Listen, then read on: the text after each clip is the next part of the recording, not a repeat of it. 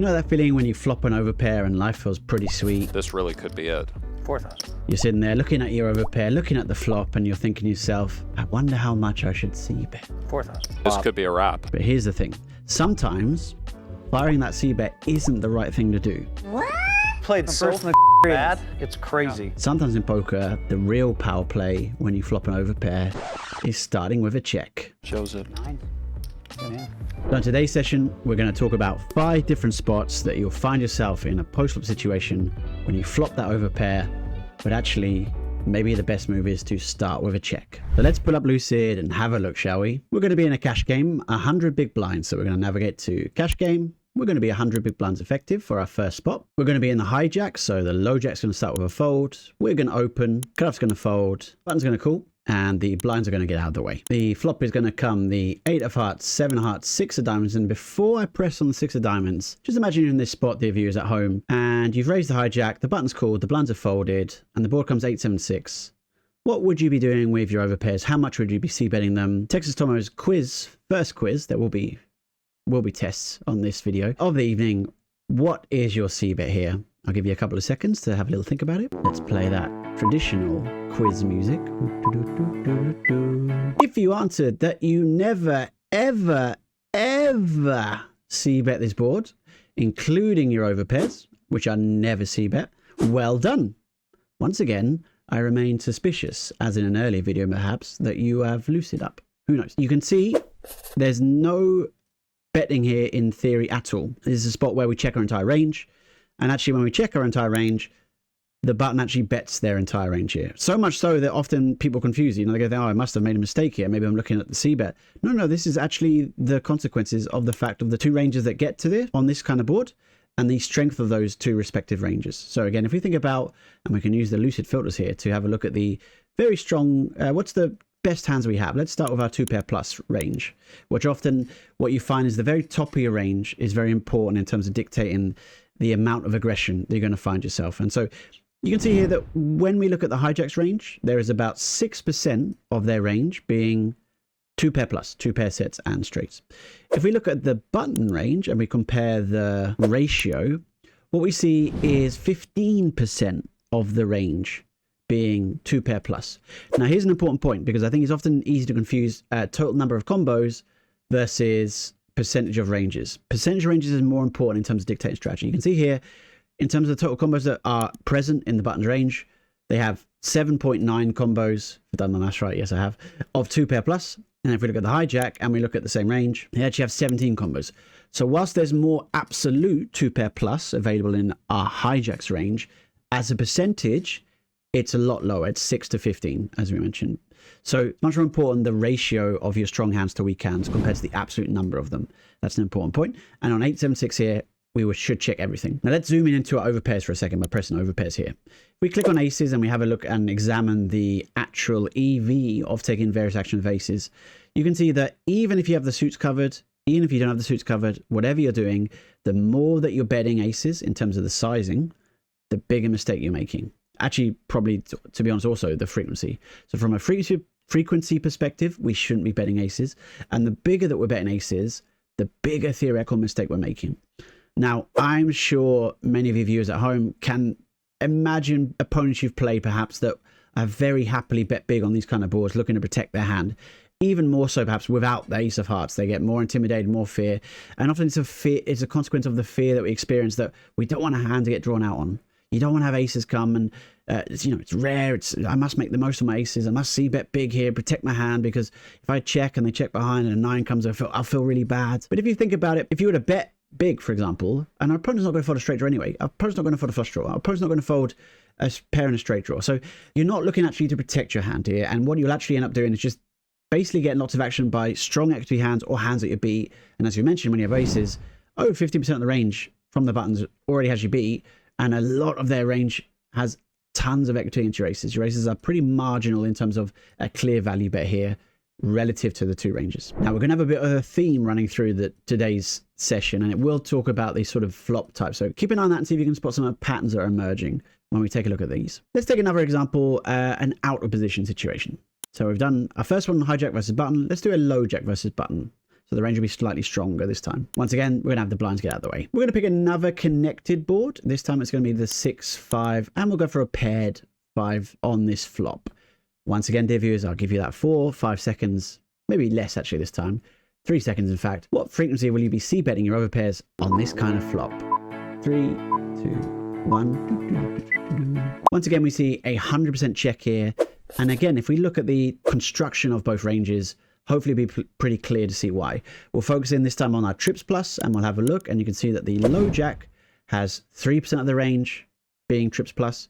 If we were to check over the button, and we have a look at the buttons range, and we look at the trip plus, we can see 7% of the range this time being trips plus. And so you can see, even though it's can be sometimes a little bit marginal, just the presence of those stronger hands has quite a big impact in terms of the various incentives you have to bet various hands. When you haven't got enough hands in terms of your entire range that are incentivized to bet, actually your range just ends up pure checking. And that's what we see here in this case. So a good takeaway here, I think, for out of position play is on a lot of these connected boards, especially in these sort of mid to low connected boards. If you're out of position, if there's a straight available on the board, for example, if your opponent has perhaps more trips coverage than you, or in general, if the range you're up against has a lot more stronger hands, those are situations to be careful about just trying to automatically bet your overpairs. You'll be making a big mistake by doing that. And in fact, you're probably better served over checking those kinds of boards in general as a rule. When I say over checking, I mean just relative to what you may be c-betting currently. You see lots of these spots we found 100% checks, and in general connected boards are not going to be very heavily bet. If we pick a slightly less connected board, we're going to see some betting, of course, but we're unlikely to see a range bet. In this case, we see actually, once again, a range check. Let's try and find one which has at least a little bit of betting on these kind of low-ish boards. This one we found a little bit disconnected with, once again, an incredibly low amount of overpairs betting.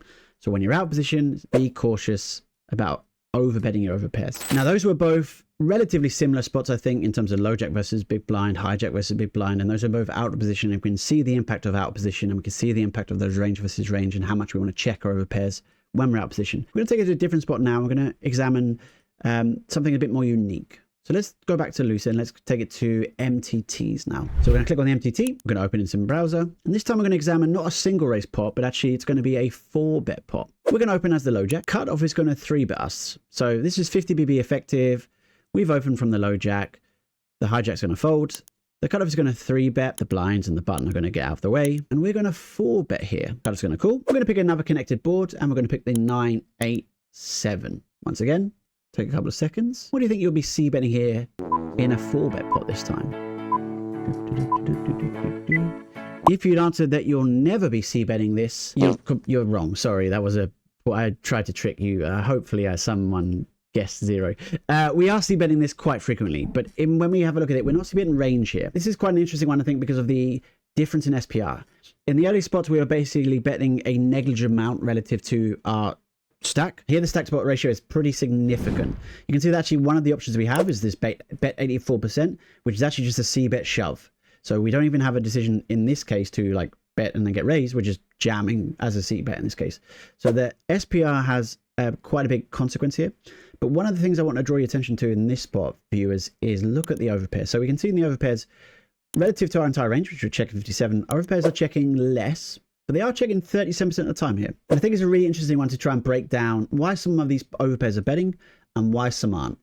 Let's pull up the strategy in EV and let's take a look at them each individually. So we'll see with 10s, and we see 10s is the most checked out of all our overpairs. You can see that 10s without a heart in this case, none of these are betting. They're all checking at 100% frequency. We'll examine what happens after we check in a second. But let's go to the jacks, and you see jacks are betting at they're actually c-bet jamming at 100% frequency too. Now, what's the difference between jacks and 10s here? Well, obviously 10s you have an open ender, jack shove a gut shot. 10s is a pocket pair lower, so a jack can come, but a jack isn't a bad thing for pocket 10. So relative to each other, they're actually very similar in terms of protection. But the good thing is when you have 10s, a 6 comes and you're happy with the pot. If you have pocket jacks, a 6 comes and that's not so great. So 10s is a stronger hand here than jacks on this kind of flop. And you see the EV of all of our actions are very significantly higher. One of the interesting things is 10s requires a lot less protection. So if you think about a hand like pocket 10s, and especially if we were to check this hand, let's have a look. And in particular, I want to focus on a hand like ace 5 suited. So ace 5 suited against our pocket jacks has more equity for when that 6 comes on the turn. A 6 comes on the turn, ace 5 now overtakes pocket jacks. A 6 comes on the turn and ace 5 does not overtake pocket 10s. That's pretty significant. Our opponent also has some sets here, for example, and against this part of the range, we'd rather have pocket tens. Against an overpair, we'd rather have pocket tens. We'd have more equity. Against top pair, doesn't really make a difference in that case. Although actually, we'd probably rather have pocket tens, better equity. So there's against nearly all parts of the range, pocket tens does better in terms of the equity it has compared to pocket jacks on this kind of board. When we look at queens, queens is by far a worse hand than jacks and by far a worse hand than tens. So we see this interesting sort of flow of the equity. So like our very strongest hands are actually checking here. If we look at our best hand possible when we 4-bet in this spot on this kind of board is pocket nines. We don't have 10 jack suited or jack 10 off, so we don't have a straight here. Pocket nines is the best hand we can have, and we check that pure. Tens is the next best hand, we check that next. Aces would be our next best hand, we check a lot of aces. Aces with a heart, especially, you see, check in there with a lot of EV. And there's typically a kind of theoretical distribution of hands. It's not always the case because there's some, unique quirks about certain situations, but the very strongest hands that require no protection or relatively no protection don't often c-bet as much. For example, if you were to flop quads in a spot where there'd be a mixed strategy, often you're not c-betting those quads as much as you might be c-betting trips in a similar situation. Just an example. If we look at kings, slightly better equity, slightly more check-in. We look at queens, slightly worse equity, more betting. And if we look at king 9, for example, again, it's top pair, similar kind of hand strength, but it is incredibly vulnerable and just is pure jamming. So the vulnerability of our value has a big impact in terms of how much we want to bet it. And at this SPR in particular, when we have pocket tens, when we have pocket aces, those kind of pairs are pretty invulnerable, if you like, in terms of the SPR. Going to be pretty happy stacking off on most runouts, and you're pretty happy checking them. Now, if we do check them and our opponent's betting, what do we do those hands? We just check jamming. In theory, if you were to have pocket tens without a heart here, let's say you had the 10 of spades and the 10 of clubs. On the flop, you would be checking pure with an EV difference in terms of there would be a theoretical loss if you took any other action than checking. And facing an opponent's bet, you would just be jamming them all in. At a 100% frequency, in fact. And so you'd be doing that 100% of the time with that exact combo, and to do anything else would be a mistake. I think it's quite important to make sure when you're out of position, we talked about some spots where there's never c-betting at all with any of your range, but if there is some mixed frequencies, remember that you should have work in some check raises. If you never check raise a spot out of position, you're going to be incredibly easy to play against. If we were to take, for example, if you were to bet all of your overpairs and just not have a check raise strategy, your opponent can then start really jumping up the bluffing frequency when they bet 25, the thin value frequency, all these sorts of things when they don't get punished when you don't have a check raise. So sometimes out of position, you want to be checking your entire range, proceeding cautiously because of the range disadvantage. Sometimes out of position, you want to be checking some parts of your range and actually looking to strengthen some of your checking range to check raise. Okay, spot number 3. Let's talk a bit about some in-position spots, which will be more common for the majority of post-flop situations we face. Let's go back to our cash game. Let's go back to 100 BP. We'll go to the cutoff, and the big blind's going to call. A pretty frequent spot that you'll face in a poker game. The board is going to come 10, 8, 4. Big blind's going to check. This wasn't the c-betting. And you can see here now we're c-betting. Oh, I didn't test you, sorry. What's our c-betting range? Yes, well done. Our c-betting range is 62%. What's our c-betting range of our overpairs? Well done. It's about the same, 65%. This is a little pattern emerges. We typically bet our overpairs broadly similarly to what we bet our entire range. If we would have wildly, and this is a very good test of your theory, if you have wildly different betting tendencies with your overpairs relative to the rest of your range, it's a good sign that maybe you have some leaks in terms of a theoretical aspect of your game. Now let's look at those aces again. You see, if we don't have a heart, we're betting just 2% of the time here. If we were, and I'm sure many of us have been guilty historically of this, taking a hand like aces without a heart and betting big to protect it, you can see that we'd be making a costly theoretical error with that strategy. We should be checking 98% of the time from a theory perspective, and betting too much with these overpairs is going to make your range once again incredibly imbalanced. Important to have some of these checks on these kind of boards. If you don't, a good opponent's going to find it very easy to take advantage of you. If you were to bet all of your overpairs, think about the impact that would have in terms of your checking range. Think about the fact that your big blind could then just probe a lot of hands. Think about the fact that your big blind could then probably overfold a little bit to see bets. Think about the fact that your big blinds are just going to make a lot more money when they do have a stronger hand than an overpair, which they will have at a decent frequency. So our opponent has us beat, if you like, approximately 11% of the time. These are going to make more money, of course, if we were to only ever bet our overpairs in this situation. Let's take another spot. So everything we looked at so far, we looked at 50 BB, 100 BB. We're going to take you to a slightly shallower stack. We're going to take you to our old favorite, the spin and go. We're going to open it in Tim browser. We're going to go 16 big blinds this time and have a look. Either a late stage tournament or you're playing a spin yourself perhaps. And we'll look at the button versus big blind spot. So the button has been raised. big blind's called, and we're going to take a 5-4-3 rainbow. Now some donking here. Let's say ignore that for the moment. Let's start with a check, and let's have a look and see what do we think the button is c-betting. 3, 2, 1. The button's c-betting about 46% of the time. And if we have a look at overpairs, we see as overpairs are c-betting about 75% of the time. I think this is one of the more interesting situations where you can see, again, the impacts. As we saw, the vulnerability of your overpairs has a big impact in terms of the frequency of the betting and the sizing of the betting. We see a lovely pattern emerging here, I think, in terms of the hand strength that we have, because these are all obviously strong hands at this SPR, willing to get the chips in, but some of them we check, some of them we bet small, some of them we bet big, and I want to take a little moment to just examine that with you and try and explain what's going on here. So if we're looking at these overpairs and we thought, which are the hands that require the most amount of protection? Which are the hands that are the most vulnerable? It would be hands like 8s and 9s. They're hands that don't have a straight draw, they don't have any backup. If you look at 6s, of course, 6 is similar to the 10s we examined, is an open end, has a greater amount of safe, if you like, turn cards where they're still willing to stack off. If we look at 8s and 9s, we see actually there's just a lot of pop betting on this flop with those hands in particular. But as you go to the higher pocket pairs, you see less and less of that happening. An interesting thing to note with the pocket 8s, if we have a look at the 8s with the spade, for example, which hasn't got the suits covered on the flop, we see that these are the highest amounts of sized up. Again, they require more protection.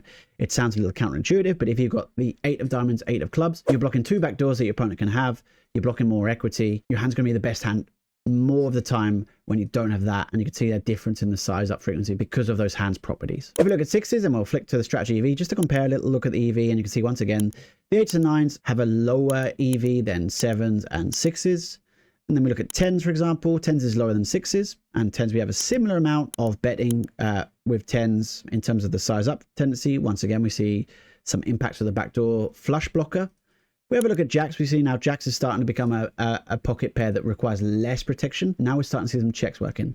Queens is a hand that requires a lot less protection. Kings is the hand that requires the least amount of protection so far, and has the most amount of check in EV. Now there's aces here, which is betting a little bit higher frequency. It can be a little bit confusing to understand why, but don't forget that aces actually unblocks some of our opponent's continues. If we're to bet small here, our opponent's going to be able to call a lot of their king highs with backdoors and some offsuit king X. And when we have pocket kings, we actually reduce the frequency of which we get called. One of the reasons why we check kings more. When we have aces, not only do we have the extra straight draw to go along with us, which is extra value, but also we unblock now some of the continues from hands that we're doing really well against. So when your opponent has a hand like king 8, for example, and if we were to bet, our opponent would in fact be check raising or calling with king 8.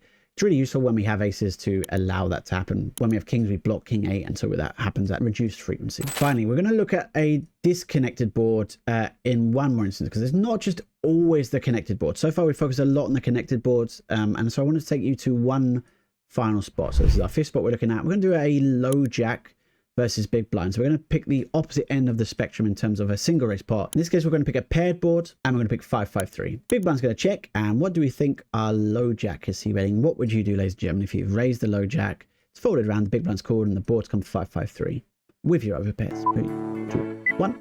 We can see our entire range is checking and betting 50-50, almost 49 to 51. If we examine our overpairs, we can see our overpairs are checking and betting almost 50-50, in fact 46 to 53. A big crossover between our overall range of our betting and the range of our overpairs betting, and this is a spot we just don't want to have a very large betting frequency given the range versus range. Again, we're focused on the very strongest hands we have here. We see only 2% of the low jack's range is trips plus, and if we have a look at the big blinds, we actually have 6% of the range being trips plus, so 3 times more trips plus in the big blinds range than the low jack. That's why we don't have a big c betting range here, and it's one of the reasons if we don't have a big c betting range, we also don't have a big c betting range with our overpairs to make sure that we're balanced. If we were to do one thing or the other with our overpairs, if we were to bet them all or check them all, we'd be making a big theoretical error, and a good opponent in the big blind could take advantage of that quite easily. For example, if we were to bet all our overpairs, once again our opponent could then decide they'll either overfold, they won't bluff so much, or they'll just probe a lot when we checked. We're going to weaken our checking range. Now let's say we checked all our overpairs. Well, now our opponent can actually check raise a lot more when we bet, because if we're not betting some of our overpairs, well, we've only got 2% of our value left betting. So it's important to try against good opponents to try and gauge situations where you should be betting sometimes and checking sometimes. And I think important with your overpairs to realize that it's not just about the absolute hand strength, and it's not about the individual hand in isolation. It's also about how the range versus range is. It's a really important aspect in theoretical poker to remember that hands should not be played in isolation. Play your hands relative to the rest of your range, and play your range relative to the range versus range of your opponents. That's a really good idea to do. It's going to make it a lot tougher to play if you can do that. One extra note on multi-way pots. All of these spots that we examined have been two-handed post-flop spots, but obviously I appreciate that some of you guys will come from a live cash game or just in general softer games where maybe you'll see lots of flops going multi-way. A lot of the concepts we mentioned are going to be much more extreme in those situations. And if you think about things like the range disadvantages you may have, the nut disadvantages you may have, these are factors that are likely going to be intensified when it comes to multiple players seeing the flop. We saw the situation when a dynamic board comes, an 8-7-6, a 9-8-7, a board like that, and your early position against the button. We don't typically have much c-betting with our overpairs, and in fact we often have range checks with our entire range. Just imagine instead of being heads up against a player on the button, you're now playing the spot 5-way, and you look down at your aces and the ball comes 9-8-7. May not be the best spot to fire out a big c-bet trying to protect your hand. If you'd like to study some more of these spots, I can recommend Lucid, of course, and I hope some of these tips will help you win a bit more money next time you get dealt a pocket pair, and maybe save a bit of money the next time you get dealt a pocket pair on those dynamic flops. Thanks for watching, and I'll see you in the next one. Cheers.